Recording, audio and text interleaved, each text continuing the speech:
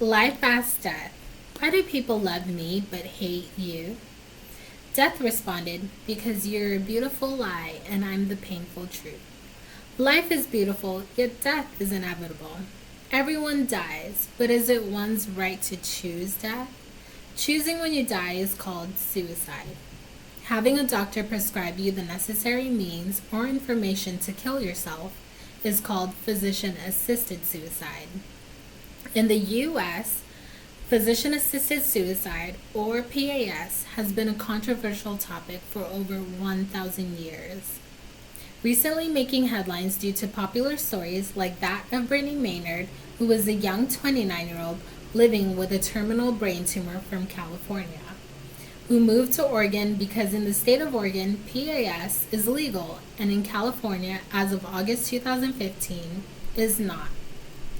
According to a study conducted by the Heritage Foundation, about 57% of all U.S. doctors have received a request for PAS.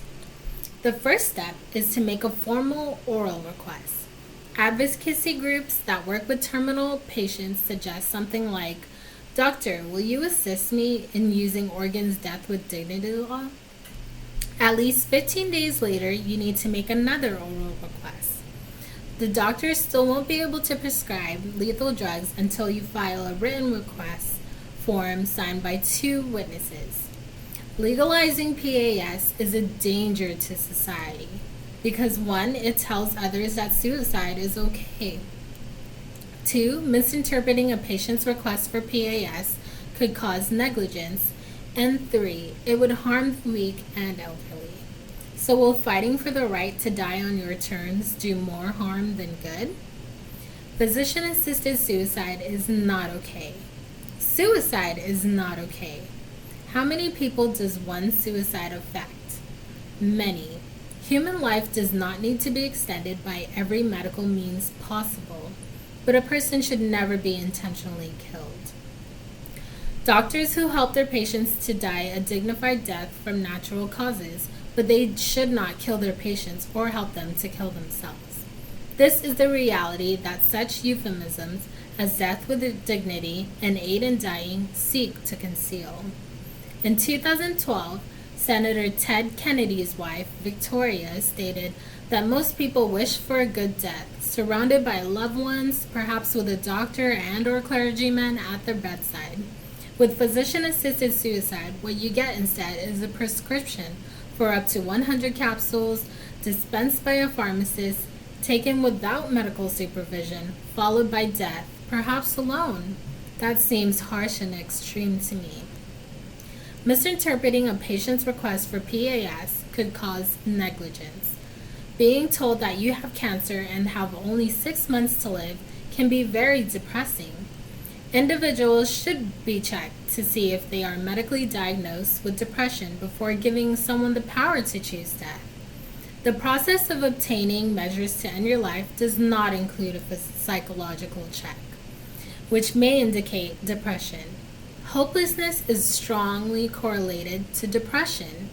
According to SAVE, Suicide Awareness Voices of Education, chronic depression can lead to feelings of despair and hopelessness, and a suicide attempt is one way some people choose to express these feelings.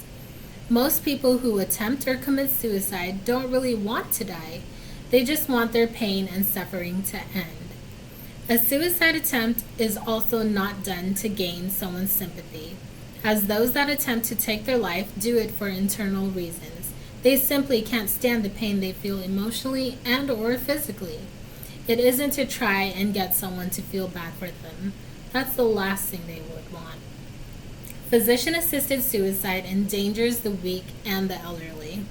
The temptation to view elderly or disabled family members as a burden will increase, as will the temptation of those family members to have this attitude and cause them to be convinced they are a burden.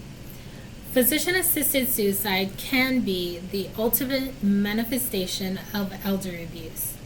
According to Mary E. Harnan, a counsel for Americans United for Life, stated, Legalizing physician assisted suicide may hide abuse of elderly and disabled Americans by providing complete liability protection for doctors and promoting secrecy.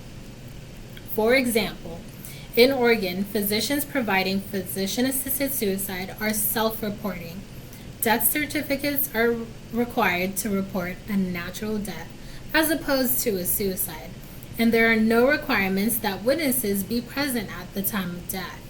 Therefore, physician assisted suicide could only cause more harm than good in society. The American Medical Association, also known as AMA, does not support physician assisted suicide, even for individuals facing the end of life.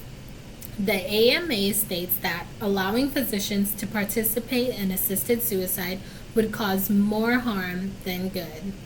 Physician assisted suicide is fundamentally incompatible with the physician's role as a healer. It would be difficult or impossible to control and would pose serious society risk. Physicians are healers, not executioners.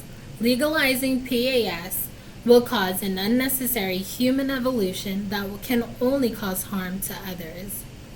Everyone dies. There's no point in fighting it.